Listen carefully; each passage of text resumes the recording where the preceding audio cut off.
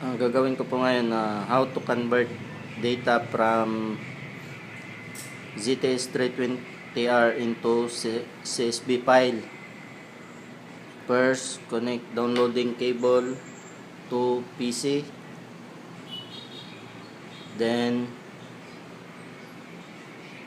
open PC port, laptop.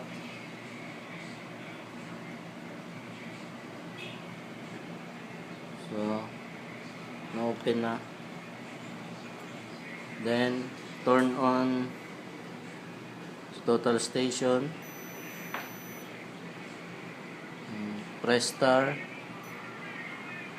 Press F1 to light the screen. And press chord to adjust the brightness. Then escape. Then press menu. Then fileman.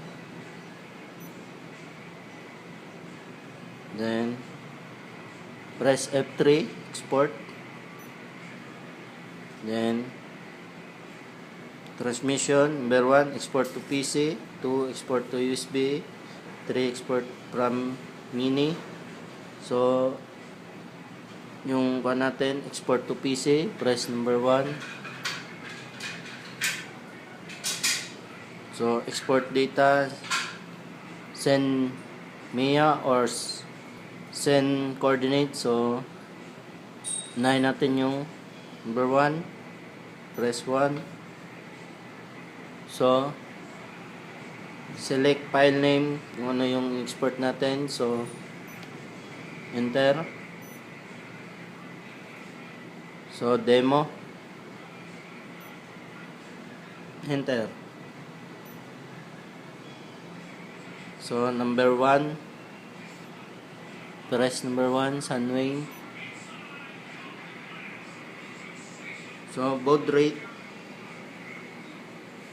115,200. So kung mas marami kang na-gathered na data, dito lang tayo sa slow. Press F2. So 96. Then sa PC,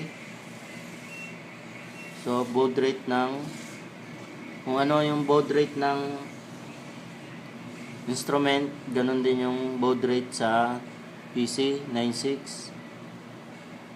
So file, transfer, measure file, then receive, then click export from total station.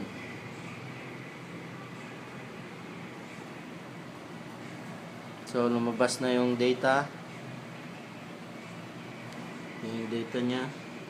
Vision B1.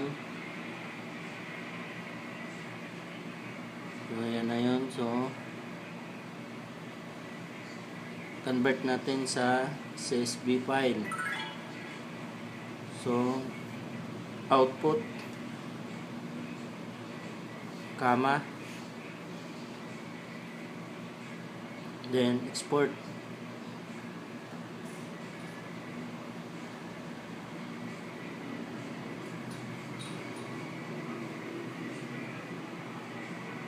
So save as type, click arrow down. So CSV file. So file name demo.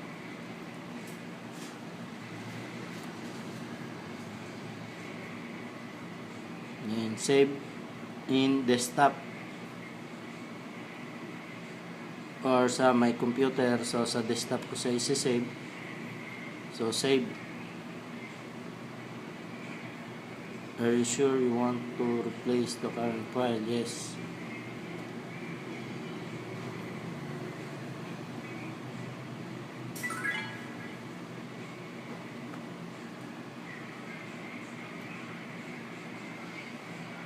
Yun lang po pag convert ng data into CSV file. Thank you.